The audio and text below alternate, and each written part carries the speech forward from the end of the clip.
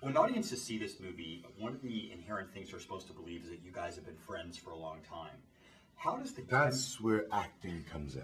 But how does chemistry work out with something like that to make audiences accept that that really happened? Did you guys know each other before? Did you kind of spend time together? It's at that moment that my acting kicks in. To believe this friendship would ever exist in the world of the real. So, in between takes, I will not talk to Mr. James, but when they yell action, I adore him. Cut, I am off of him. It's just how it goes. Now, we'd met a couple times before, but Ron pulled us out for about 3 weeks. We have the same sensibility, and once we really got to know each other, we just clicked. It was so easy. I've always been a big fan. He's one of the funniest guys out there. He's so genuine in the movies and such a good actor. You're always rooting for him. Who would you want to play your best friend? It was so great. And then when I met him, he was so fun, and our families got along, and his wife Steph and Kyla and his little girls are great. We had a blast. It was really easy. It really was a pretty special summer. Yeah. But it's interesting looking at the comedic background of both of you. I mean, one of you kind of was more physical, and one was more like an intellectual type of approach to humor. And yet for this movie, it was totally turned on its axis. I kind of disagree with that because, I think like even when you see Kevin's show, there's so many situations that we've all been through and that we all relate to, and then it's the spirit that's rootable that you bring to that, which is good, and in the same way, in token, I can say about physical comedy with you, I don't think anybody's made me laugh than you before Christmas is doing the fake throw up. Yeah. I just doing that.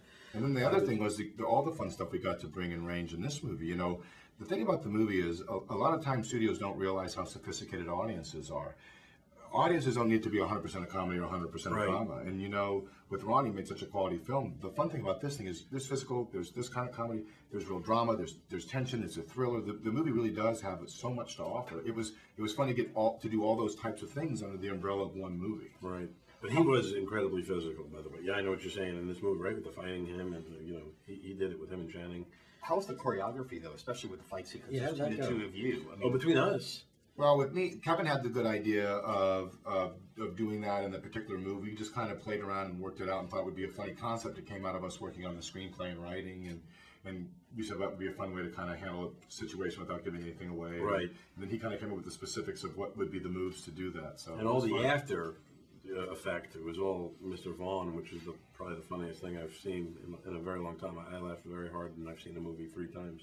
We always hear about movies as script. The script is the Bible, and yet when you have comic minds such as yourself, improv really becomes almost second nature in certain sequences. Can you talk a little bit about how that worked for you guys? Well, the thing that's true is that we really rewrote on a lot of the script too, meaning, yes, there's improv, but Ron really brought us all in, and not just me, but all the actors. We sat around, we would play with lines, make it our own, talk about it. So we did weeks and weeks of rewriting. Right. It was never really just kind of like, hey, just have fun, free fun. I mean, we would do that after we had a certain scene down, but it was always in the vein of, keeping it in the area and doing that.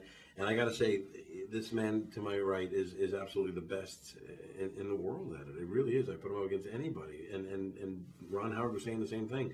And it's but not just for himself, which is, he's so great at improv, but he's giving too, and it sets you up. He was constantly setting me up and finding ideas that I didn't even know on the fly that he would give to me, and then I go, oh, I could say that, and then he's feeding you that way, and it's great. It was really a great marriage that way. I enjoyed doing it. Vice versa, we were just having fun and giving each other ideas, and that's always when stuff goes the best. It's like a team, if you're looking to say, how do we make this great? It's more fun. Everyone's having a good time, and that was the spirit of the whole cast. Everybody just wanted to make this movie really great, and you had such talented people with great attitudes, and that was, there's no secret to it. That's really it. I mean, it was a secret to your dance ability? Because that was a wonderful moves there we had. I think people are probably going to be unaware of how adept you are. Yeah, I mean, I come from a long line of dancers, dating back to, the 1800s. It goes back to my great-great-great-great-great-grandfather, who was just, amazing. He invented the soft shoe. And it just took off from there. I don't like to talk about it, but it's just what happens, And he was from Munich. He was from Munich. Yes. So what do they say about comedy? It really comes from the truth. That's what makes people really laugh, because they can identify with it. So let's talk about the central theme of the dilemma. I mean, it's an uncomfortable situation, but yet so much comedy comes out of it. How much do you understand or relate to that question, what would you do? Well, I think it's specific to the journey of this movie, which isn't really do you tell or don't you. The question is, how do you tell your friend something he needs to know when he is in a place where he totally can't hear it? And that becomes sort of the navigating that becomes fun. But did it facilitate conversations on set? I mean, some of the cast is married, some isn't, but even in relationship to a friend, if you had a good friend. Oh, absolutely. I mean, we all kind of agreed on the fact that you need to tell. If it's your best friend, you have to tell.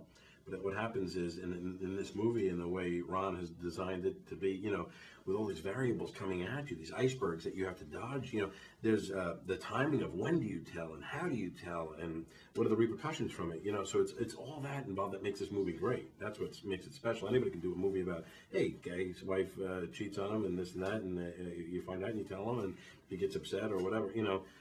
But that's what makes this movie so unique, is the way Ron has put it together like a psychological thriller. And I think you're on your edge of your seat, you know, trying to figure out what's going to happen. Now let's talk about cars, because, I mean, you give this great impassioned speech about men need to hear the sound of a car and these great classic cars.